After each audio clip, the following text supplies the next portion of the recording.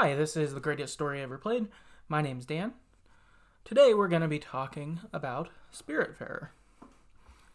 A quick description for this game is Spiritfarer is a cozy management game about dying.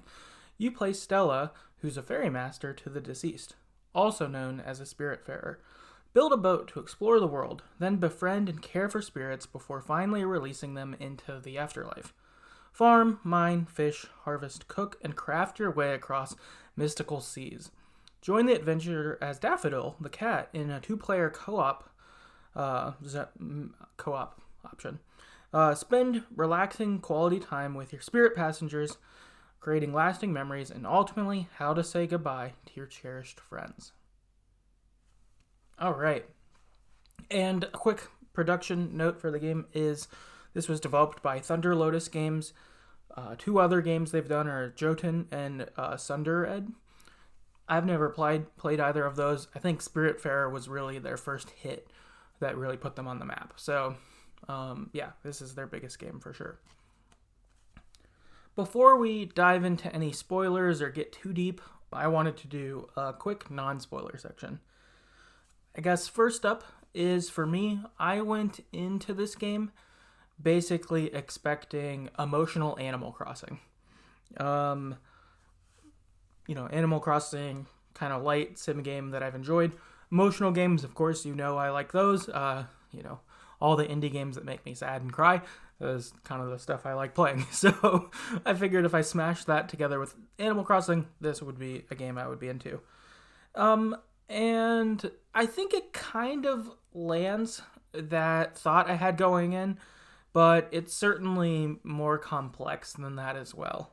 For instance, with Animal Crossing, the chores you do in your management sim type stuff are pretty small. There aren't too many. There's not a lot of variation within this. Spiritfarer actually gets pretty complex in this of how you do it, and the quantity of resources is much larger. So if in Animal Crossing, for instance, there's I think 4 fruits that you use, in Spiritfarer instead there's probably 30 or 50 different food options, and the way you can combine them can make a different meal. So much more complex, I would say.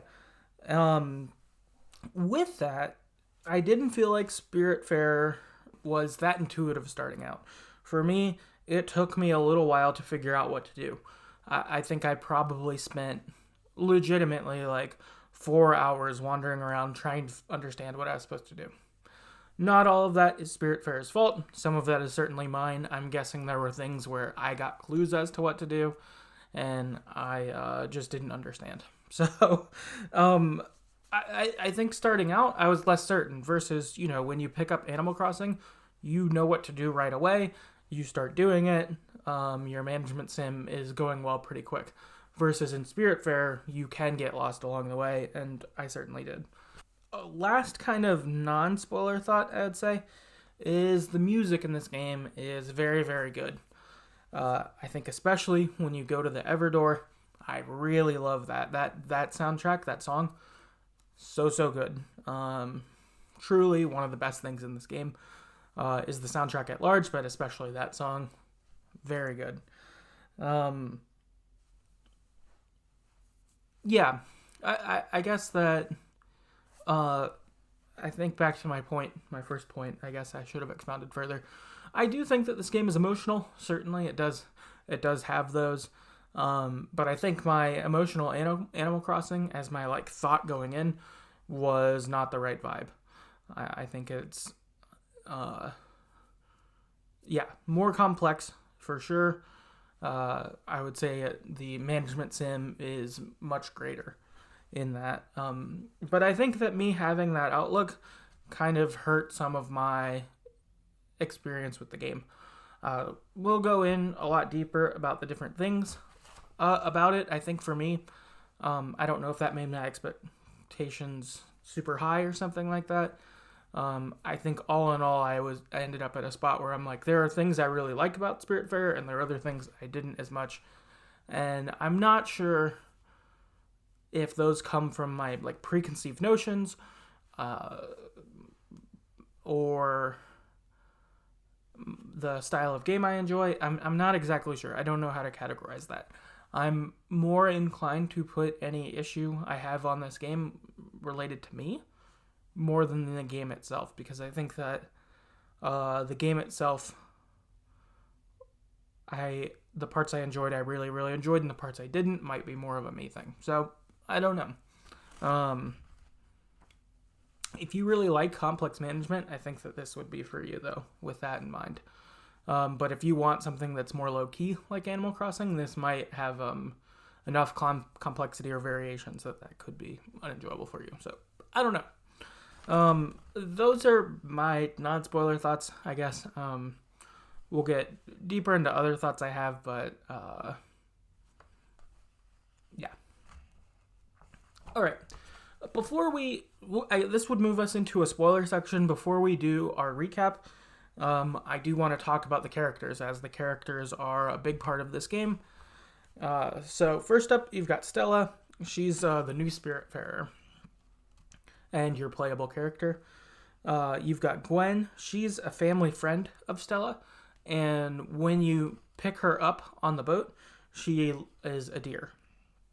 Something about the spirits is before you pick them up on your boat, they all kind of look like people from Journey, kind of like a carpet looking person, or like a Jawa, something like that from Star Wars.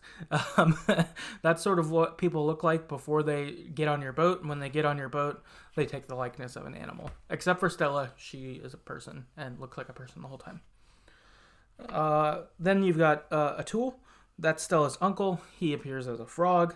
You have Summer. She was a significant other to Stella's aunt, Rose, who appears as a snake. You've got Alice, who is a dementia patient, who appears as a hedgehog. You've got Astrid, who acted as grandparents to Stella. She helped Jews during World War II. She appears as a lynx. Giovanni is married to Astrid. He fought in World War II. He appears as a lion. Gustav is an art curator. He appears as an owl. Bruce and Mickey, this is a coma patient and his brother, a hummingbird and a bull. You've got Beverly, who was an old neighbor of Stella's, who appears as a tiny owl. You've got Stanley, who is a sick 8-year-old. He appears as a mushroom. And then there are other characters, Buck, Elena, Jackie, Daria, and Lily, who I didn't get onto the boat. I think some of them are DLC characters, and so I just didn't get them. Or finished the game before I could have got them. But I took, I think, 8 or 10 people to the Everdoor. So that was when I called it quits. I asked people on Twitter who their favorite characters were in this game. For me, Atul is my favorite. He is just so positive and helpful and kind to Stella and easy to please. So I really enjoyed him as a passenger. He was my favorite by far. I also really liked Stanley as well, and the interactions you get with him, as he's a child, so he has a lot of that childlike wonder and excitement, and getting to experience that from him was really enjoyable. People wrote in, though, and said, Teddy on Twitter said Atul, he's just a lovable frog who loves everyone. Definitely. I think that is exactly who Atul is, and super nice. Johnny on Twitter said, I might throw Giovanni some love here for his special event. The meteor catching felt so appropriate for him, and Daria was lovely. Yeah, the special event for Giovanni is really good. The meteor catching, really cool, really enjoyable. The way the scene, I guess, transforms, the lighting, everything when this event goes on is really cool. The music that comes in, super great. Combustible Toast on Twitter said Stanley was their favorite. Yeah, love Stanley, great kid. Spiritfarer 1983 on Twitter said, I liked Gwen. She was acidic but had soul, and you could see her vulnerability, and of course Uncle Atul was a joy. Yeah, no, that's great. And then last up, Ross on Twitter said Stella, not just because she shares a name with my daughter. Yeah, Stella's great character, and I imagine a great daughter as well. Good name choice. All right. So those are our characters and a little bit of thoughts on them. From here, we'll move into the recap. Now, it's a management game sim, like we talked about. So we're not going to go in and talk kind of situation by situation. I think it could get pretty confusing and also probably be a little dry. So to talk about this, I'm just going to give sort of the generalities of how this game works here. So the game begins, really, and you become the Spiritfarer. There is an existing one, and basically right when the game starts, they say, all right, this is your job now. Take me to the Everdoor. You do. Boom. Stella is Spiritfarer. So the game kicks off with that. As the Spiritfarer, your task is to guide people to the Everdoor. And to be able to do this, you need to help them basically tie up loose ends that they have on Earth to be able to do quests and stuff like that for them so that they can go to the afterlife. And so what this really amounts to is you do a bunch of various fetch quests for your characters. I'd say each character maybe has 5 or 7, something like that, fetch quests they want you to do. Some slightly more, maybe. Some a little bit less. But you do these quests for them, and once you do enough of them, or not enough of them, once you complete all the tasks they want done, then they say, I'm ready to go to the Everdoor, and you take them there.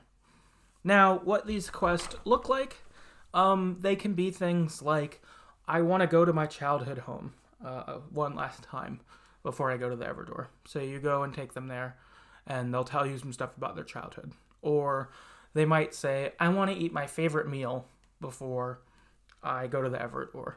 And so you go and you gather the resources to be able to make their favorite meal, and you eat that with them, and they're like, oh, this reminded me of this thing, and they tell you a story. Or perhaps they want to talk with someone. You go take them to do that. Whatever it may be.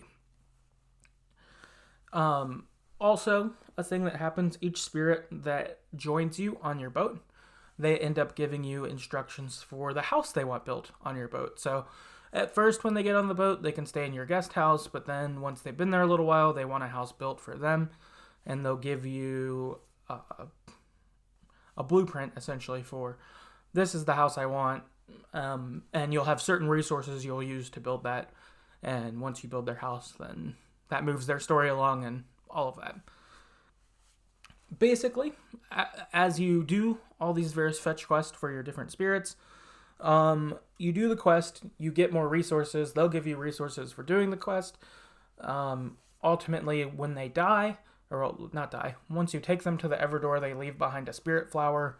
That kind of signifies they've moved on to the afterlife. You see them go into the sky, like kind of float and then turn into kind of nothing, and then you see kind of a shape representing them in the sky as stars. So, and then you get a spirit flower. But basically, as you go, you get more resources. These resources allow you to do more things. Perhaps you build more things on your boat. Maybe you upgrade your boat, making it bigger or faster. You can upgrade your tools and do that. Also, within this, the way the map in Spiritfarer is set up is first you start out in kind of one sea area, but there's other sea areas you can't get to until you upgrade your boat. So there's like one area that has an ice wall that's blocking you from going through there. So once your boat is upgraded and it's big enough to crash through ice, you can then go into this new area of sea. Or there's smoke or fog, and you can't get through it unless your boat's a certain way. Or there's rocks. Again, if your boat's not a certain way, you won't be big enough or fast enough to be able to crash through those. But once you upgrade your boat enough to do that, you can go into these new areas, basically expanding your world. And in each world, as you expand it, there are new characters to meet, but there are also new resources to get. So, for instance, you might start out in the first area and be able to get like cedar and oak wood. but not until the second sea area you could get pine. So, things like that. Or there might be bronze in one area, but gold in another, whatever. Basically, you have this wide array of resources, and as you expand the Spiritfarer's world, you meet new characters, you find new resources. You can then use those resources to upgrade your boat, complete tasks for people. So, for instance, not every house, for instance, would be like you use oak on it. Maybe another house needs pine or cedar or whatever. And so you can't just go all in on like one resource. Instead, you've got to kind of get all the resources to be able to do all the things. And complete all of the fetch quests you need to and explore all of the areas. As this goes, right, your boat has things change to it. It gets bigger, it gets faster. As it gets bigger, you can stack more things on your boat. So after a while, you've got, a mill and like 6 people spirits houses, and a sheep pen and an orchard and places to work metal, like all sorts of stuff, basically. So what this kind of results in is you being able to do all of this stuff, a kitchen. And there's just so much in there. And so you have a huge array of options of what you can do and how you can upgrade.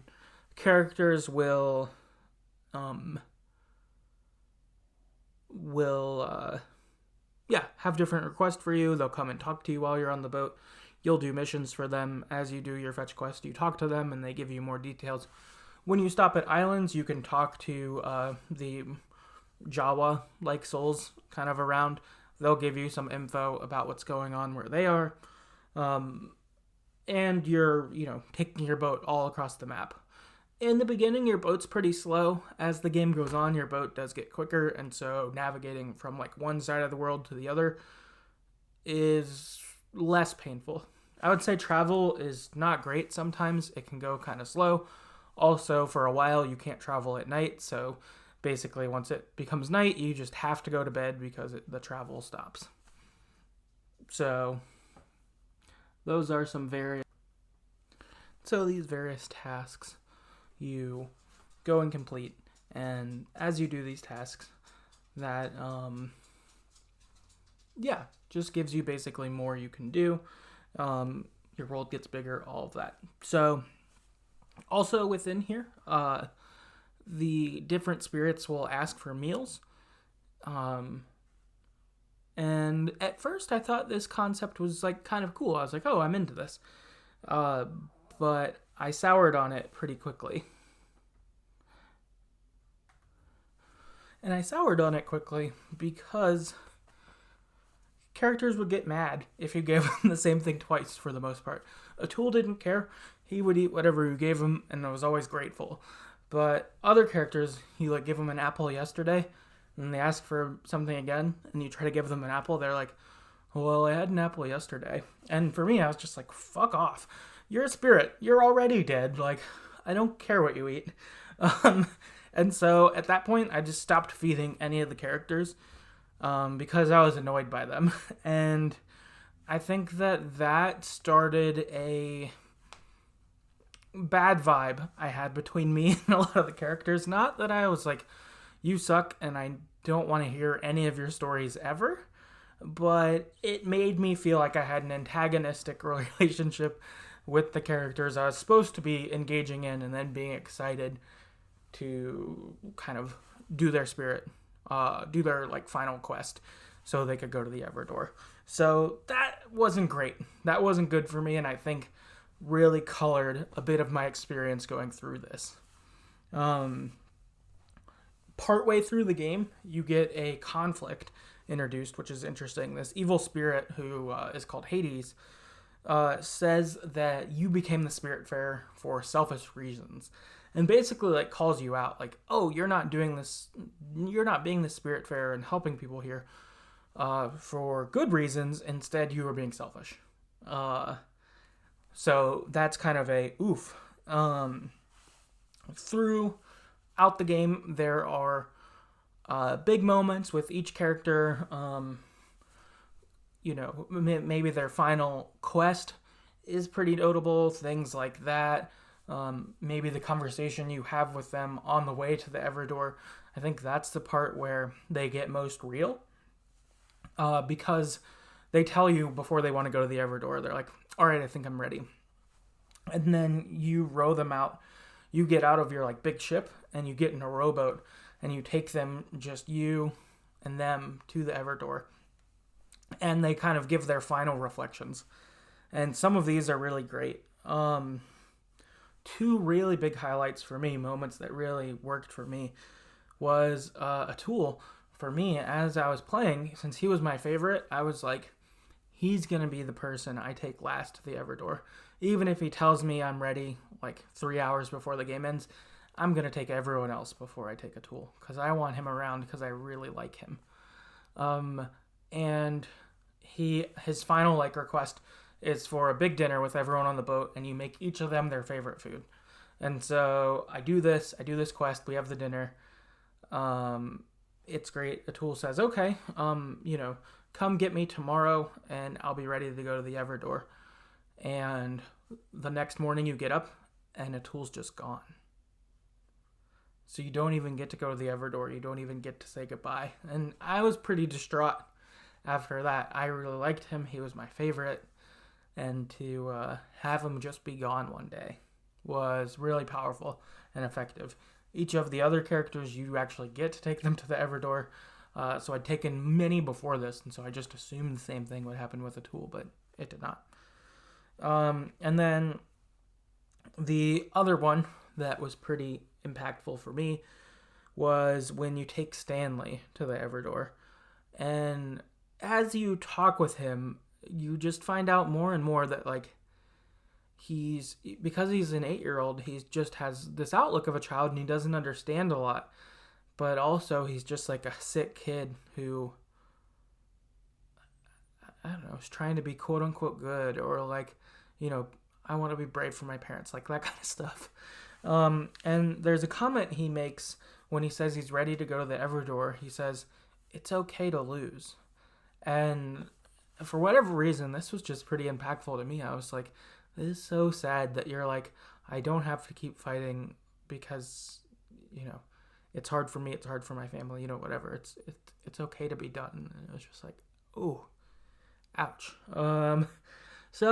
Yeah, those were pretty heavy moments. I think the other characters had other ones too, but I think these are the two that landed most with me. I think because they were the two characters I had my own like personal heart opened up to the most, and didn't feel as antagonistic towards them as I did with the other ones after, like, of them saying, I don't want an apple again, or like things like that. Neither of those two ever felt annoying to me. And so that their moments were most impactful for me. The other ones I do remember there were multiple who had impactful moments for me. I didn't write them down, and, it was one of those things where it was like their final quest, and taking them to Everdoor, I was like, oh, that was really great. But I didn't have as much love for them before that kind of thing. So that's a Dan experience. I think even as mentioned in the comments before for other people, they had great, them being their favorite, other people being their favorite characters or standing out to them. So I think some of it's probably how you perceived and felt about things going in. So from here, towards the end of the game, you got kind of a full reveal of what's going on. And what you find out is that Stella was a hospice care nurse, and that all of these characters, these spirits you take to the Everdoor, were actually significant patients and people to her. People who she saw die.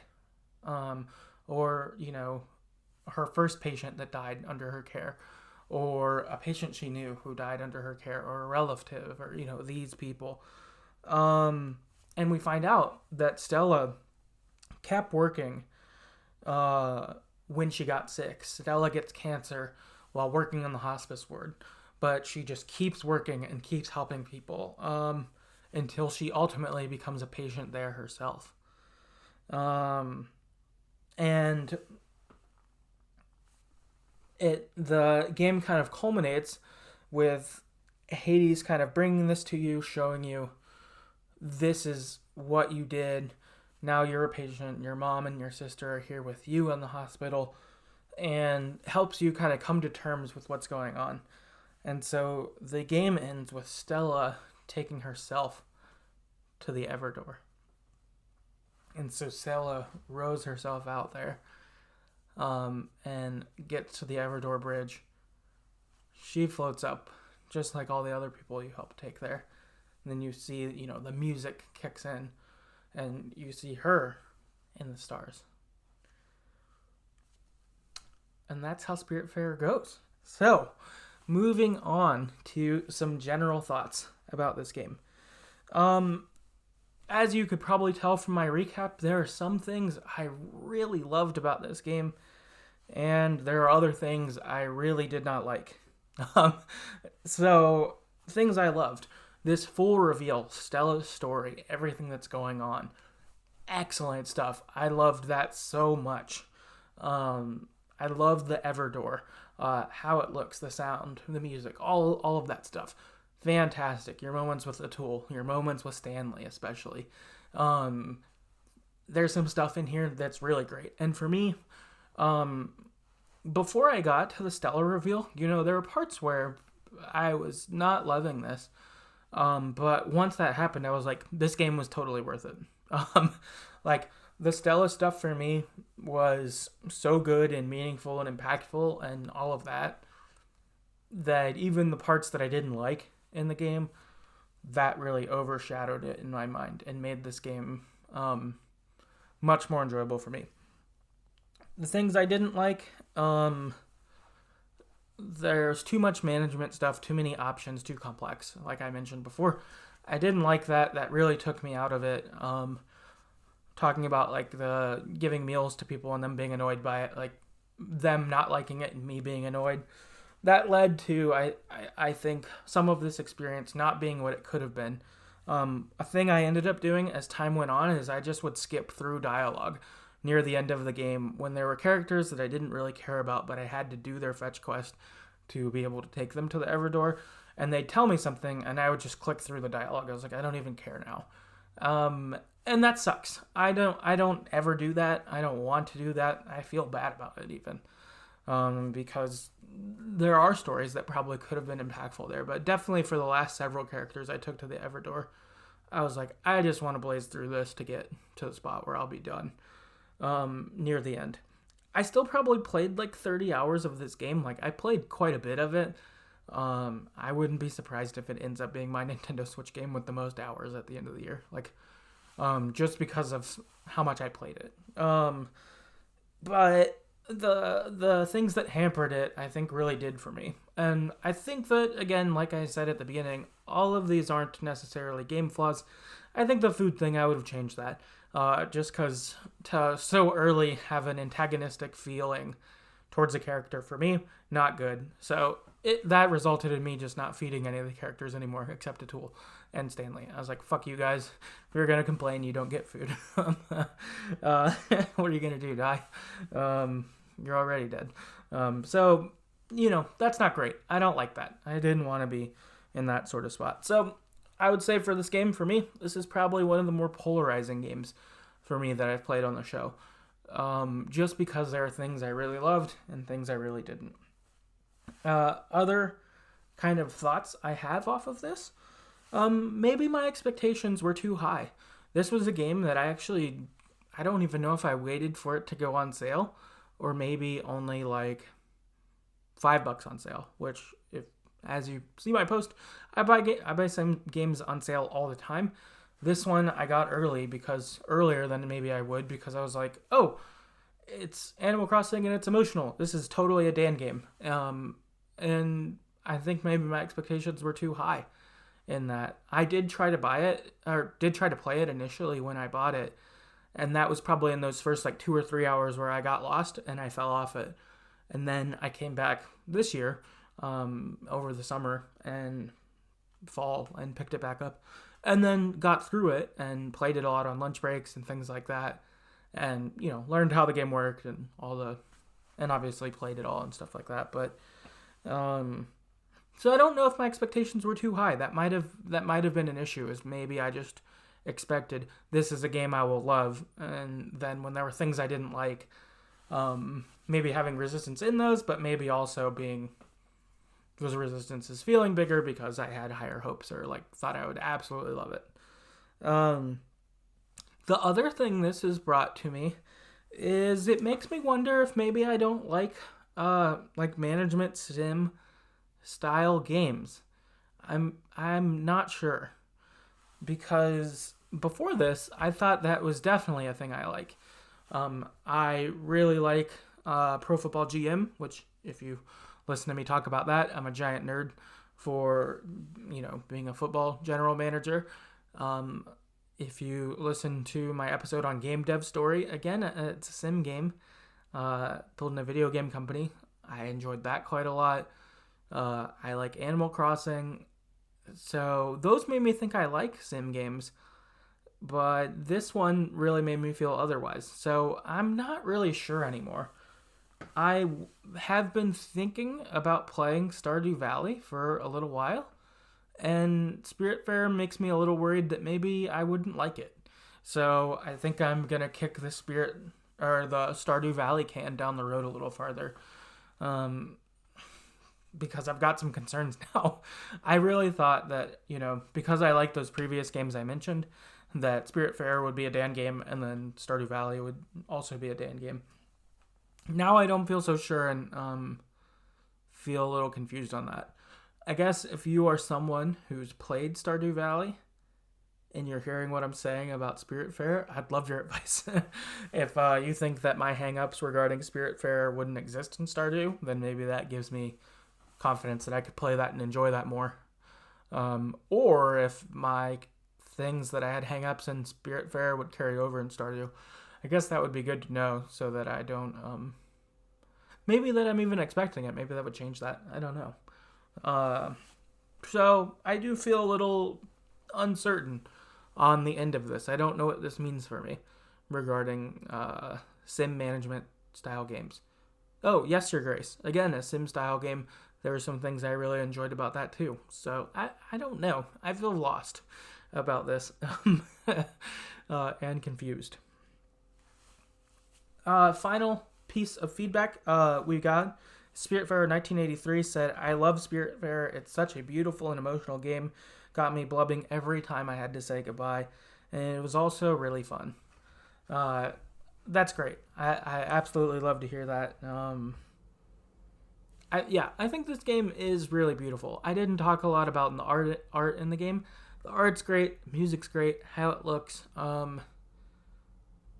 I think that there's some of the cozy relaxingness. Like, I think playing it as a lunch break game was really, really nice for that. I think it was good in that way, too. So there are a lot of things that it does meet. I agree. And really great for them of how much they love this. I guess that is all the thoughts on Spiritfarer. If you have, anything you'd like to say, hit me up. I'm on Twitter at StoryEverPod. Our website's TheGreatestStoryEverPlayed.com. That has a backlog of all of our episodes, including Animal Crossing, that football GM game, Yes, Your Grace, Game Dev Story. If you want to hear me talk about sim games, they are there, among a bunch of other games that are probably more my typical, like, narrative, emotional kind of game. That's probably more common. That's on there, but go check that stuff out if you'd want to hear more episodes. You can find us also wherever you get podcasts, so Apple Podcasts, Spotify, whatever. We're on all of those. If you'd like to support the podcast financially, you could do that at patreon.com/TheGreatestStoryEverPlayed. There, for as little as $1 per month, that will get you access to monthly bonus episodes we do. I think we're nearly at 40 now. I think there's like maybe 38 or 39 out there right now. So there's a ton more podcast episodes if you want to hear them. These episodes are topical in nature, so they're a little different than our standard, one game kind of recap, discussion, thoughts. Instead, they're more things like, what are your favorite Pokemon? Or what were our favorite games when we were kids? Or I rewatched all of the Star Wars movies and then ranked them recently. So that's kind of the stuff that's on there. If you'd like to support the podcast but can't financially, that's cool too.